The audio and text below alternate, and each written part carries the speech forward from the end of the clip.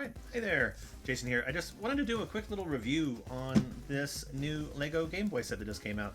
So the LEGO Game Boy set came out October 1st in 2025, so a couple days ago since this recording, but it's set number 72,046 with 421 pieces. It's part of their like 18 plus like collector nostalgia bait series or whatever they're doing, but I was actually like super excited to see this one. The price of this one at launch was, I believe, roughly $70 to $79 if I'm remembering correctly, which I felt was a pretty appropriate price, though I will say that for the amount of pieces that you get, you're definitely paying like the brand tax for this, because I would expect something with like 421 pieces to be around $40 to $50 as it stands.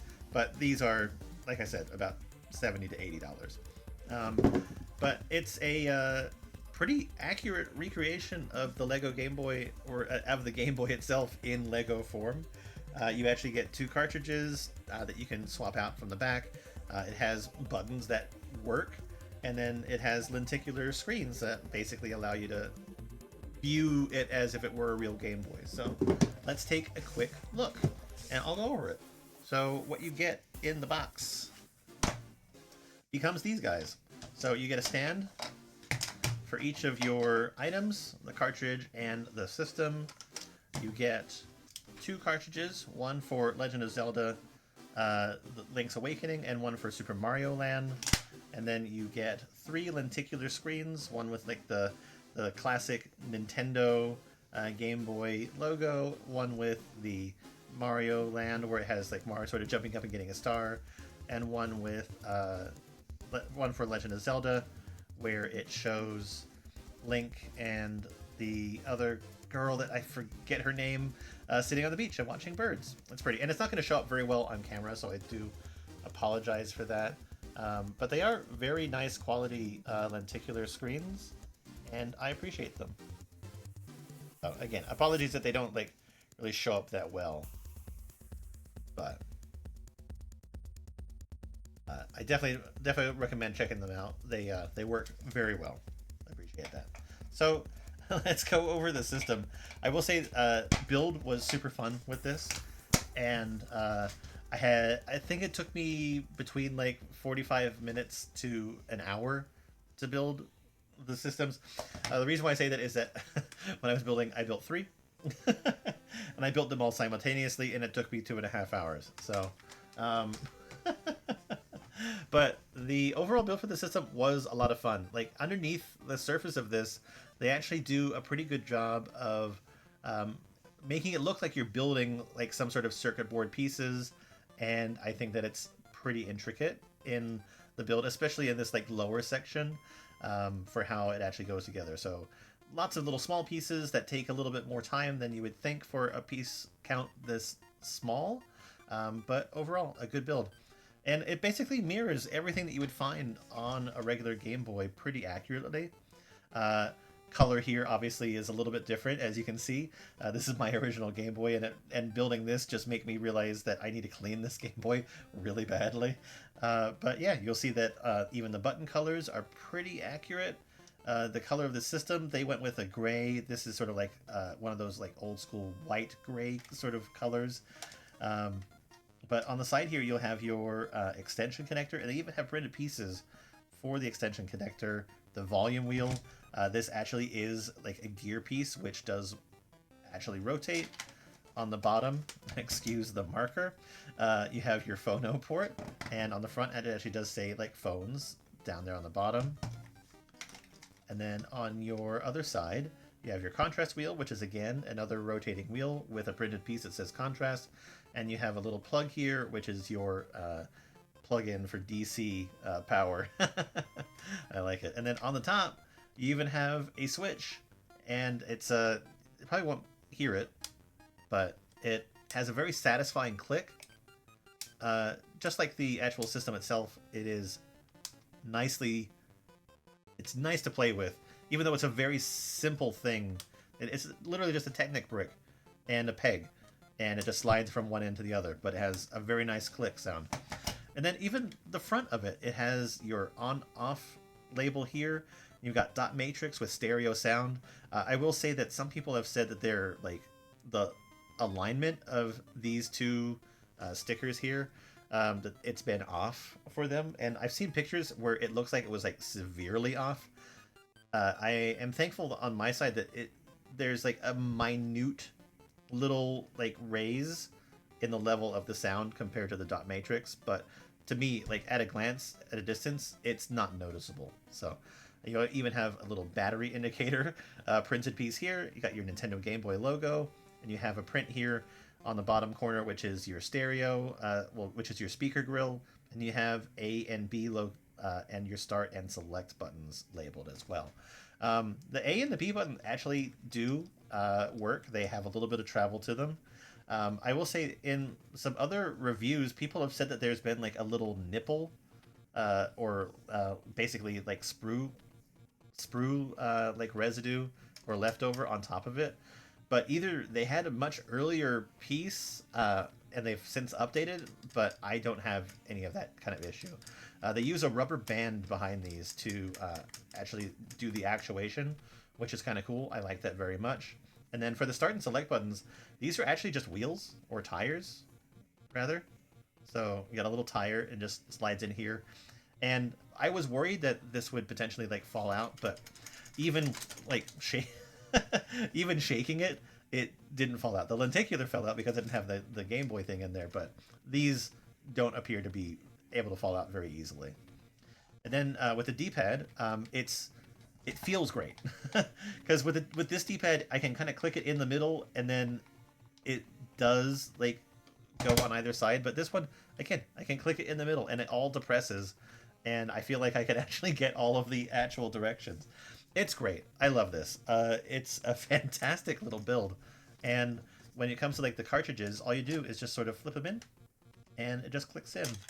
On the back here, you'll see there is little clip points here which connect with the little door hinges, and that allows it to sort of hold it in place, which is great.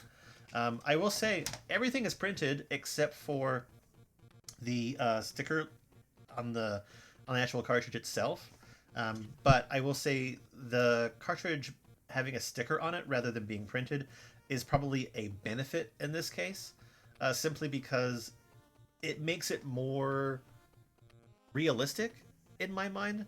It actually makes it seem like this is actually what it needs to look like, and it makes it look like it's a real thing. I actually didn't compare it to a proper cartridge, but size-wise, it's a little taller. It's a little thinner. But overall, yeah, they got everything. And the cool thing, too, is that underneath all of this...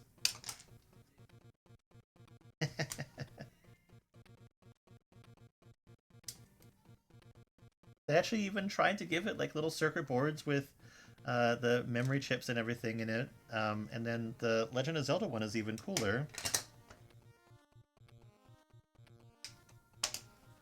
Because for this one,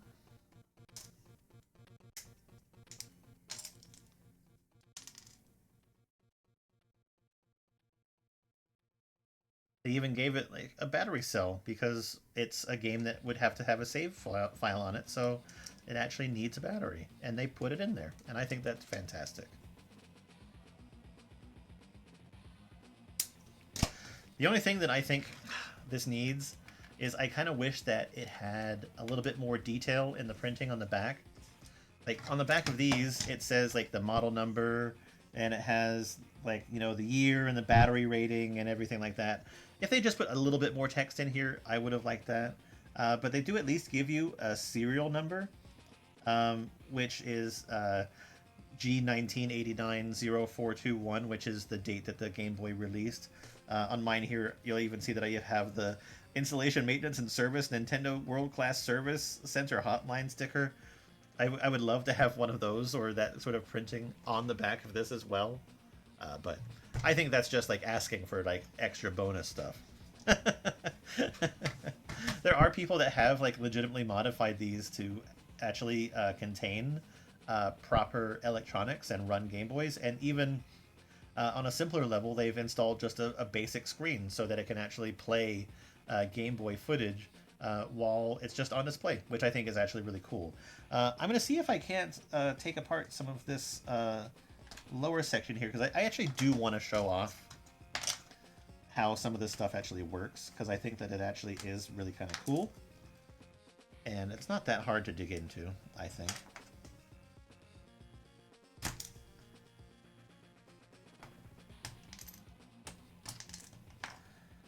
So we'll start with this side. AB button.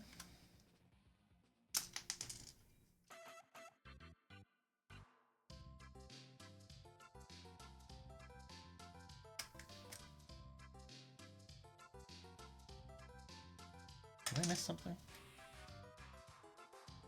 Oh, it's hitting on the screen. That's why.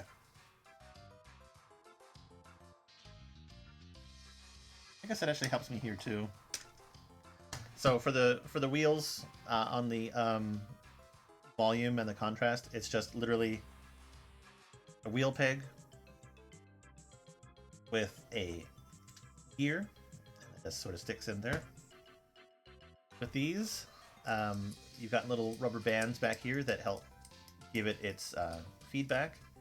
And for me, these appear to be like little hats that go on here, and the sprue cutoff is here. So, but yeah, I was definitely seeing pictures of the sprue cutoff in the middle on top, giving it a little nipple look, but thankfully I don't have to worry about that, so I'm happy. And then, what's the next little bit that I can probably get away with removing here?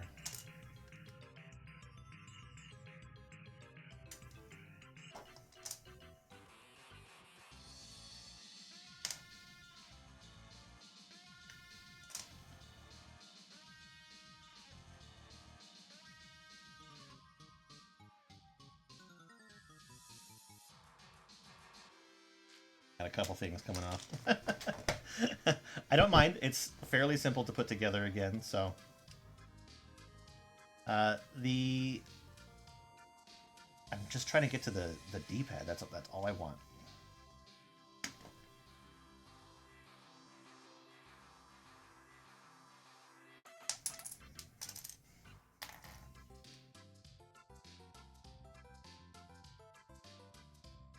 Yeah, the D-pad is pretty cool. Basically, they have a little rubber element down in here, which the D-pad is able to sit on top of. And then it has a round element that sort of just barely sticks out over the corners. So when everything is put back in place, they are then using these pieces to hold it in by just barely, again, covering up that corner. And that's what gives the D-pad its motion. It's really cool. And now I have to put everything back.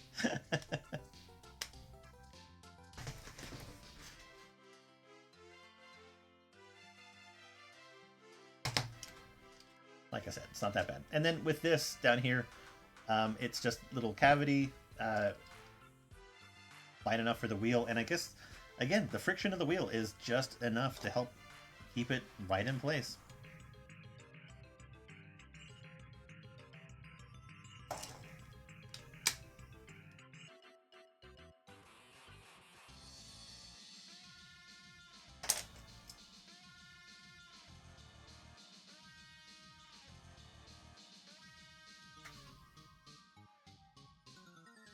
Yeah, I had a lot of fun with this build, and I think that if people are like super into the Nintendo console builds that they've been releasing, I'd say definitely go for this one.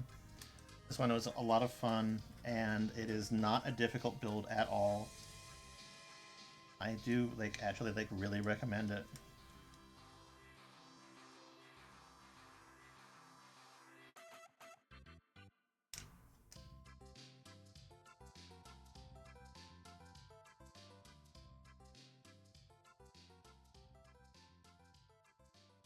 Yeah, that wasn't that bad. It's just basically I had to get down to its little constituent pieces. And and everything is fine. And now we can put our cartridge back in. There we go. Back to our fully complete Game Boy. Again, I really cannot recommend this set highly enough. Hopefully, if you are big into Lego, you can get a chance to pick this one up if you like video games as well, or just want a really cool, sort of interesting build. You definitely don't have to buy 3 like I did. Quite literally, the reason why I have 3 is because I'm dumb and I want to have a display where I have the Nintendo lenticular, the Mario lenticular, and the Zelda lenticular, as well as being able to display the Zelda game and the Mario game. Because this is what I want my display to look like. So that's why I have that. And technically I have a spare. So I'm stupid. You don't have to be. But anyway, let me know what you think. Let me know if you've bought this and if you've built it. This was available super early in lots of locations, and I was getting really jealous because basically for a week people were building this thing. I only received mine yesterday. Anyway, thanks for watching. Much appreciated. We'll see you next time. Bye-bye.